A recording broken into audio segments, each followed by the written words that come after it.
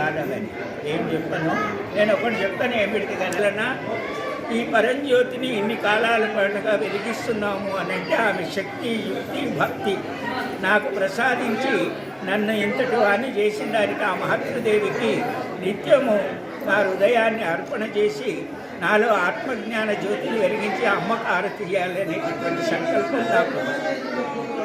మరి ఇన్ని కాలాలు నాతో నడిపించి నాకు ఎన్నో భోగాలను, ఎన్నో రక్షణను కల్పించింది. ఈ జ్యోతులన్నీ తను తెచ్చుకున్నాయే తప్ప నేను తెచ్చుకునే కావు. నా నుండి తను కల్పన చేసి తెచ్చిచ్చినటువంటి యొక్క భాగ్యమే.